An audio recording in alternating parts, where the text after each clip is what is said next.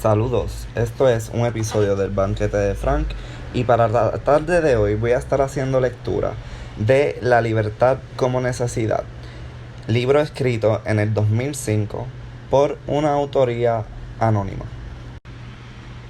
Introducción. El 12 de mayo de 1898, a las 5:17 de la madrugada, barcos de guerra de los Estados Unidos abrieron fuego de cañones contra las fortificaciones militares españolas de El Morro y San Cristóbal y contra los habitantes de la ciudad de San Juan. Sobre la población civil puertorriqueña, que obviamente no era beligerante, cayó un verdadero aguacero de bombas. Proyectiles de distintos tamaños impactaron 18 residencias en 7 calles, el asilo de beneficencia, en el dormitorio de niños, el asilo de la Concepción y muchas otras estructuras. 4 civiles murieron y 16 quedaron heridos. El espectáculo, según un testigo de los hechos, era doloroso. Ancianos enfermos, cojos con sus muletas, ciegos a tientas y sin lazarillos, madres con sus hijos de las manos y en los brazos los más pequeños, todos huían en abigarrado tropel, como un rebaño que se desbanda. 2 infelices mujeres dieron a luz en las cunetas del camino, otras huyeron en ropas menores, casi desnudas.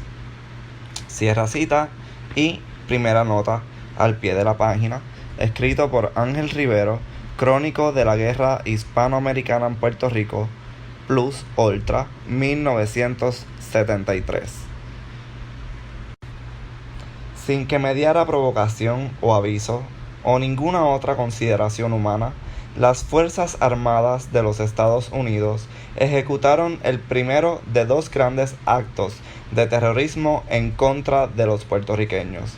El bombardeo de la ciudad de San Juan no fue otra cosa que el prólogo a la invasión y ocupación militar de Puerto Rico por los Estados Unidos, movida por la evolución de este último en un país imperialista.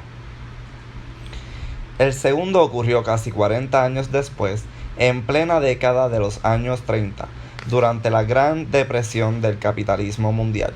En esa década ocurrieron 3 hechos que marcaron nuestra realidad colonial de una manera definitiva: en hambre, en dólares y balas. En la década del 30, la economía de Puerto Rico estaba controlada principalmente por grandes empresas norteamericanas y algunas puertorriqueñas, productoras de azúcar. Las condiciones de vida de los trabajadores de la caña, miserables de por sí debido a la explotación a que eran sometidos, se agravaron durante la Gran Depresión. Mientras los precios de muchos alimentos básicos subían, los salarios de estos trabajadores descendían. El hambre se generalizó en los cañaverales y en las aldeas de los trabajadores comenzaron a darse brotes de tuberculosis. Miles de trabajadores murieron, mientras grandes empresas que controlaban la producción azucarera tuvieron ganancias extraordinarias. A la vez que esto ocurría, una cantidad impresionante de dólares procedentes del gobierno de los Estados Unidos era enviada a Puerto Rico para aliviar las peores manifestaciones de la explotación capitalista colonial agravadas por la Gran Depresión. Pero este dinero no era administrado, como sería lógico suponer, por el gobierno colonial.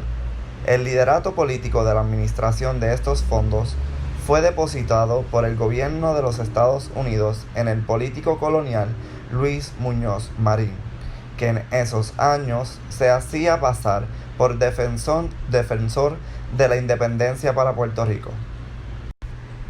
Este auspicio fue parte importante de un proceso que desembocaría años más tarde en la realización, mediante legislación aprobada por el Congreso de los Estados Unidos, del proyecto autonomista del gobernador colonial electo, con el propósito de ir abriendo paso a una nueva etapa en la ocupación militar de los Estados Unidos sobre Puerto Rico.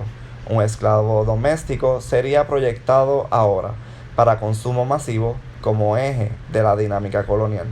El gobierno de los Estados Unidos ampliaba de esa manera su quinta columna al interior del pueblo ocupado, a la misma vez que se desplazaba hacia esta el centro del escenario colonial. Y para cerrarle el paso al desarrollo de una oposición real a la ocupación militar de los Estados Unidos sobre Puerto Rico, volvieron a recurrir al terrorismo. El 21 de marzo de 1937, en Ponce, la policía colonial, en formación militar de cerco y aniquilamiento, atacó una manifestación desarmada del Partido Nacionalista y al público que la presenciaba. 21 muertos y más de 150 heridos fue el resultado de lo que se conoce como la masacre de Ponce. La policía local, compuesta por puertorriqueños, obedecía órdenes del representante del gobierno de los Estados Unidos en Puerto Rico, el gobernador colonial general Blanton Winchell. La masacre de Ponce fue instrumental en la transformación de Puerto Rico a partir de 1939 y por más de medio siglo en una base de operaciones militares a través del imperialismo norteamericano. La década del 30 dejaba así su huella en la formación de las coordenadas de la ocupación militar de Puerto Rico por los Estados Unidos de América. El camino estaba abierto para el paso de las grandes centrales azucareras norteamericanas a las grandes centrales farmacéuticas, químicas y electrónicas norteamericanas de las últimas décadas del siglo XX. La explotación de una clase puertorriqueña altamente calificada, rica en ingenieros y científicos, le proporcionará a los nuevos centralistas norteamericanos ganancias extraordinarias.